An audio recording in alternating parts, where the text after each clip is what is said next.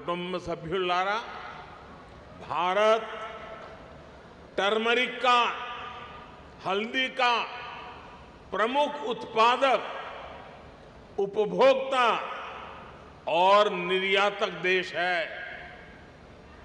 तेलंगाना में यहां के किसान भी बड़ी मात्रा में हल्दी की पैदावार करते हैं। कोरोना के बाद हल्दी को लेकर जागरूकता भी बढ़ी है और उसकी दुनिया भर में डिमांड भी बढ़ी है।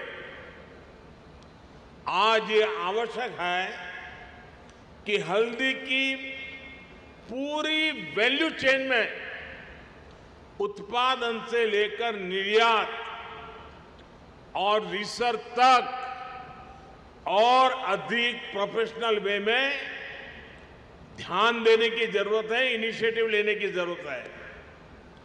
इससे जुड़े एक बड़े फैसले की आज मैं तेलंगाना की धरती से घोषणा कर रहा हूं।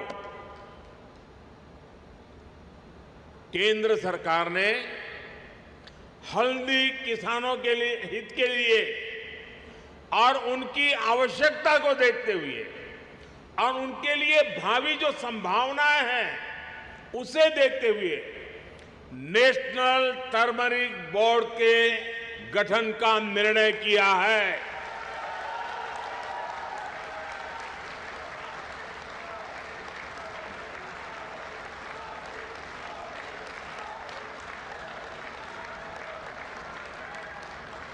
National turmeric board supply chain में वैल्यू एडिशन से लेकर इंफ्रास्ट्रक्चर के कार्यों तक किसानों की मदद करेगा।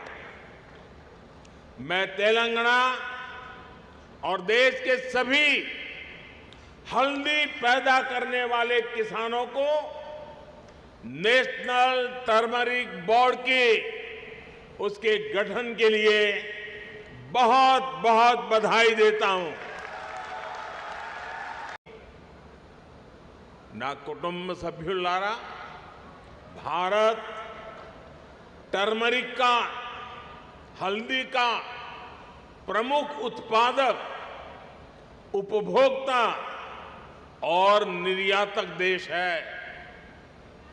तेलंगाना में यहां के किसान भी बड़ी मात्रा में हल्दी की पैदावार करते हैं।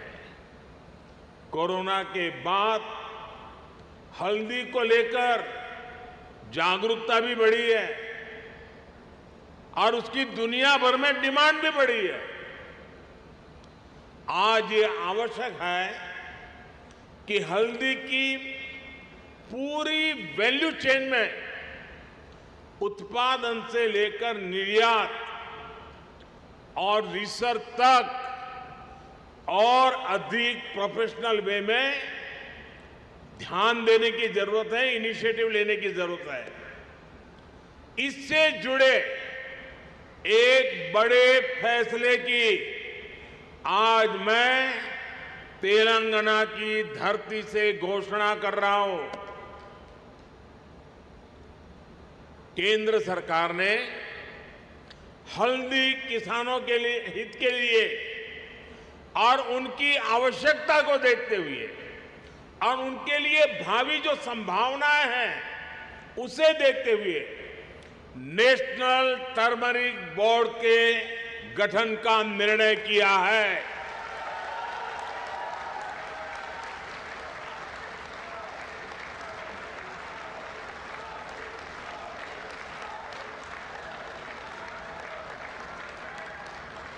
National turmeric board supply chain में वैल्यू एडिशन से लेकर इंफ्रास्ट्रक्चर के कार्यों तक किसानों की मदद करेगा। मैं तेलंगाना और देश के सभी हल्दी पैदा करने वाले किसानों को नेशनल टर्मरिक बोर्ड की उसके गठन के लिए बहुत बहुत बधाई देता हूं। फूड प्रोसेसिंग के कारण वैल्यू एडिशन हो पाएगा। ना कुटुंब सभ्युलारा तेलंगाना जैसे लैंडलॉक्ड स्टेट के लिए ऐसी रोड और रेल कनेक्टिविटी की बहुत जरूरत है, जो यहां बने सामानों को समुद्री तट तक पहुंचाएं और इनके एक्सपोर्ट को बढ़ावा दे। दुनिया का बाजार मेरे तेलंगाना के लोग कब्जा करें। इसी कारण देश के कई प्रमुख इकोनॉमिक कॉरिडोर तेलंगाना से होकर के गुजर रहे हैं। ये सभी राज्यों को ईस्ट और वेस्ट कोस्ट से जोड़ने का माध्यम बनेंगे। हैदराबाद विशाखापट्टनम कॉरिडोर का सूर्यापेट खम्मम सेक्शन भी इसमें बहुत मदद करने वाला है। इसके कारण ईस्ट कोस्ट तक पहुंचने में मदद मिलेगी, साथ ही इंडस्ट्रीज और बिजनेस के लॉजिस्टिक कॉस्ट में बहुत कमी आएगी। जकलेर और कृष्णा सेक्शन के बीच बन रही रेलवे लाइन भी यहां के लोगों के लिए काफी महत्वपूर्ण होगी। ना कुटुंब सभ्युलारा भारत टर्मरिक का, हल्दी का प्रमुख उत्पादक, उपभोक्ता और निर्यातक देश है। तेलंगाना में यहां के किसान भी बड़ी मात्रा में हल्दी की पैदावार करते हैं। कोरोना के बाद हल्दी को लेकर जागरूकता भी बढ़ी है और उसकी दुनिया भर में डिमांड भी बढ़ी है।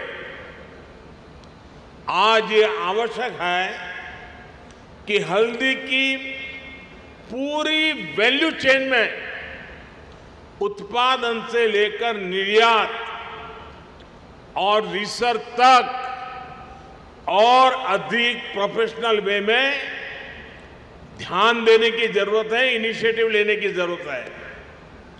इससे जुड़े एक बड़े फैसले की आज मैं तेलंगाना की धरती से घोषणा कर रहा हूं।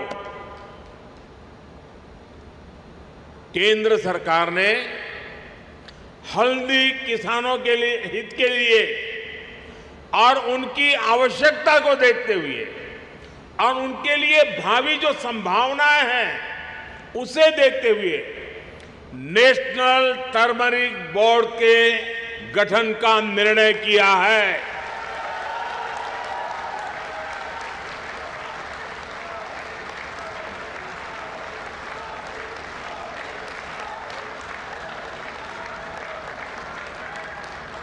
National turmeric board supply chain में वैल्यू एडिशन से लेकर इंफ्रास्ट्रक्चर के कार्यों तक किसानों की मदद करेगा।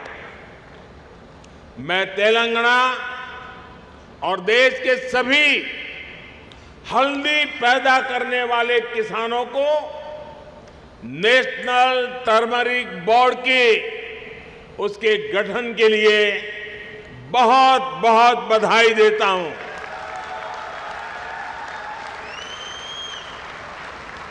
ना कुटुंब सभ्युलारा आज पूरी दुनिया में एनर्जी और एनर्जी सिक्योरिटी इस पर बहुत चर्चा हो रही है। भारत ने ना सिर्फ अपने उद्योगों बल्कि घरेलू लोगों के लिए भी एनर्जी इंश्योर की है। देश में एलपीजी कनेक्शन की जो संख्या 2014 में 14 करोड़ के आसपास थी, वो 2023 में 32 करोड़ से ज्यादा हो गई है। हाल ही में हमने गैस सिलेंडरों की कीमतों में भी कमी की है। भारत सरकार एलपीजी एक्सेस को बढ़ाने के साथ अब इसके डिस्ट्रीब्यूशन नेटवर्क का भी विस्तार करना जरूरी समझती है। हासम चेरलापल्ली एलपीजी पाइपलाइन अब इस क्षेत्र के लोगों को एनर्जी सिक्योरिटी देने में बहुत बड़ी सहायता करेगी। यहां पर कृष्णापट्टनम से हैदराबाद के बीच मल्टी प्रोडक्ट पाइपलाइन का भी शिलान्यास हुआ है। इसके कारण तेलंगाना के विभिन्न जिलों में हजारों डायरेक्ट और इनडायरेक्ट जॉब्स भी बनेंगे। ना कुटुंब सभ्युल्लारा मैंने आज हैदराबाद केंद्रीय विश्वविद्यालय में विभिन्न भवनों का उद्घाटन किया। हैदराबाद विश्वविद्यालय को भाजपा सरकार ने इंस्टीट्यूशन ऑफ एमिनेंस का दर्जा दिया है और विशेष फंड उपलब्ध कराया है। आज मैं आपके बीच एक और बड़ी घोषणा करने जा रहा हूं।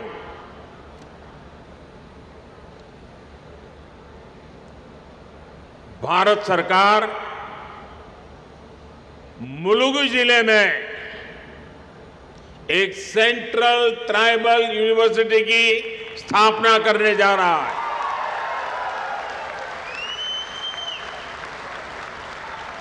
और इस विद्यालय का नाम पूजनीय आदिवासी देवियां समक्का सारक्का के नाम पर रखा जाएगा। Sammakka Sarakka central tribal university, इस पर 900 करोड़ रुपया खर्च किए जाएंगे। मैं तेलंगाना के लोगों को इस सेंट्रल ट्राइबल यूनिवर्सिटी के लिए बहुत बहुत बधाई देता हूं। एक बार फिर तेलंगाना के लोगों को उनके प्रेम और स्नेह के लिए मैं बहुत बहुत धन्यवाद देता हूं। अभी तो मैं सरकारी कार्यक्रम में हूं, तो मैंने अपने आप को वहीं पर सीमित रखा है। अब 10 मिनट के बाद मैं जरा खुले मैदान में जाऊंगा।